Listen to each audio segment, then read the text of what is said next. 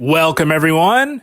In this video, we are going to be diving into my top 3 best non-XL teams for the Ultra League. Now guys, at the time of recording this video, the Ultra League is set to return later today at the normal time that leagues typically reset. And I wanted to put out some non-XL Ultra League teams, as I know there's still a lot of us out there that either don't have access to XL candies or don't have access to the Pokemon that can be XL'd that are often effective in the Ultra League. But just because you don't have XLs doesn't mean you can't have success in the Ultra League, guys. That couldn't be farther away from the truth, as there are many strong XL Pokemon available for the Ultra League. So we will be diving into those to set you up for the most success as we continue the climb in Season 11 of Pokemon Go Battle League. So guys, with all that said, let's hop into team number 1. Alright guys, here we go. Team number 1. And my goodness, is it a powerful non-XL team for the Ultra League? Not only is it a powerful non-XL team, but guys, this is probably the most powerful team that you can run overall in the Ultra League. And it leads with Walrein on the lead, Cresselia as your safe swap, and Giratina in the back to close the game strong. Guys, I'm not kidding when I tell you this team is extremely powerful. And quite cost-effective, I might add. And let's have a look at the scorecard here. And look at that, guys! I wasn't kidding. This team is quite strong for the Ultra League. And definitely good to help you make the climb in Season 11 of Pokemon Go Battle League. This team will win a lot in the Ultra League. And having an all non-XL, having it be non-XL just makes it all that much better. My goodness. Let's have a look at these matchups here. So Walrein on the lead is going to be quite powerful in the Open Ultra League. You're going to definitely be picking up those Giratina leads. A lot of people love leading with Giratina altered. That's for good reason. It is quite strong. You're also going to be doing well against the ever so popular Swampert lead. A lot of people lead with Swampert to get ahead of all the Talonflame leads. You're going to be doing just fine there as well. You're really going to just struggle against, of course, the Scrafties, Obstagoons of the world. And in that case, you could definitely swap into Cresselia, as Cresselia has positive matchups against Scrafty and Obstagoon. But honestly, guys, I think the safer play is to just soft lose lead. Just let her rip with the Icicle Spears and then look to come in with Cresselia. As swapping in the Cresselia, you risk losing precious alignment and you risk having those two or one of those two find its way to your Giratina, and that could spell out disaster. So the safer play on a Scrafty or Obstagoon lead would be to stay in, lose lead, let her rip with the Icicle Spears, and then look to come in with Cresselia. Speaking of Cresselia on the lead will also be a bit rough.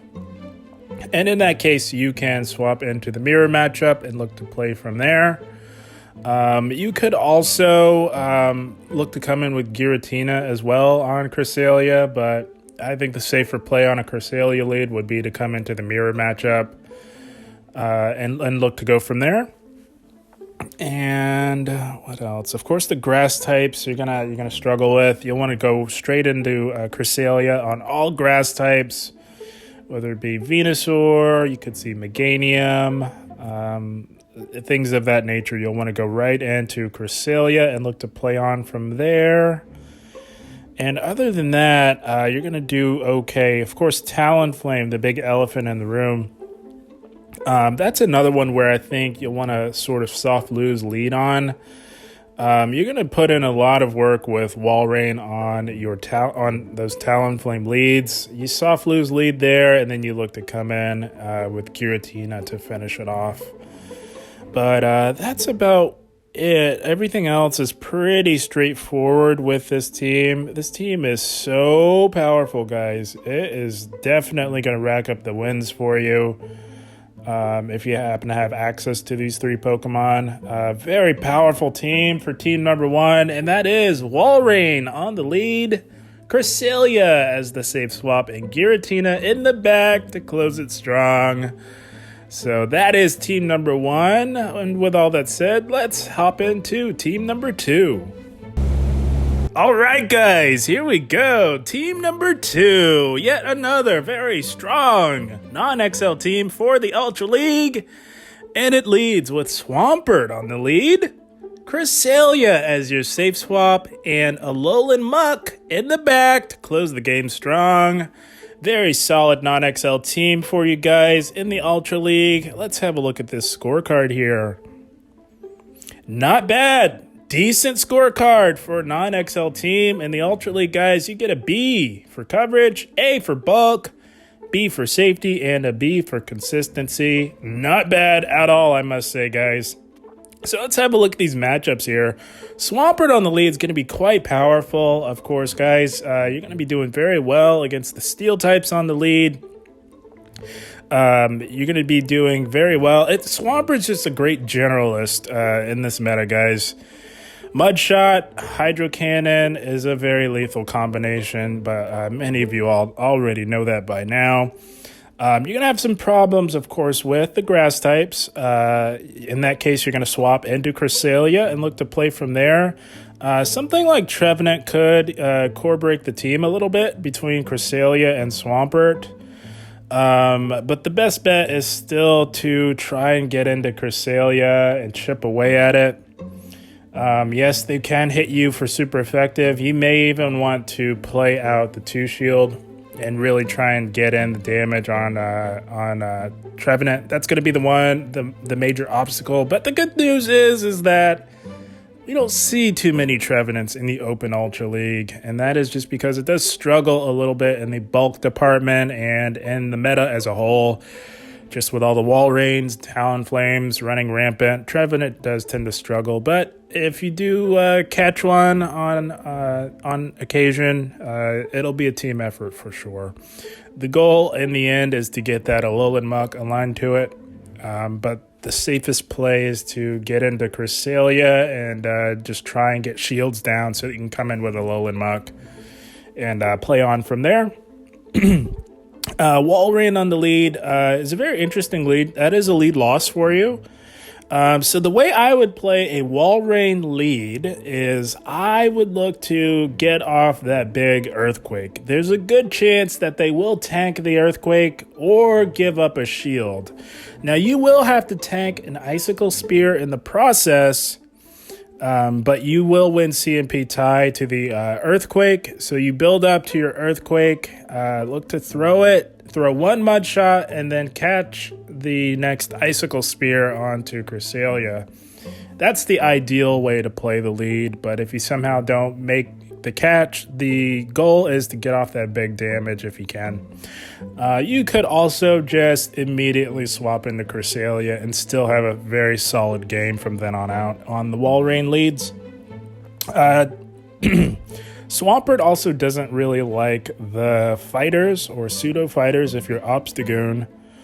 But again, you'll want to chip it down. Like if it's a Scrafty lead, which is pretty common, try and get that chip damage off. Maybe tank a foul play in the process before making a play into Cresselia and playing on from there. That's how I would handle Obstagoon and Scrafty. Of course, Talonflame, you're going to absolutely dominate. And everything else is pretty straightforward from here with this team.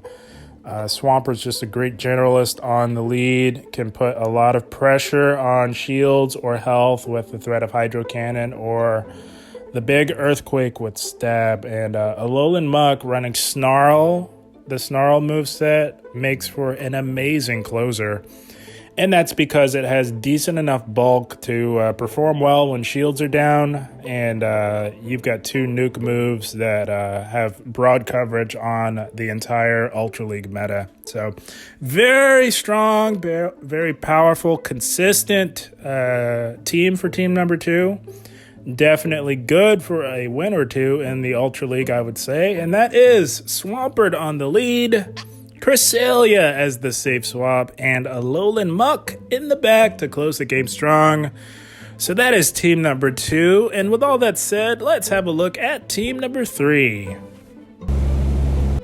All right, guys, here we go. Last but certainly not least, we've got team number 3, another very powerful team for the Open Ultra League.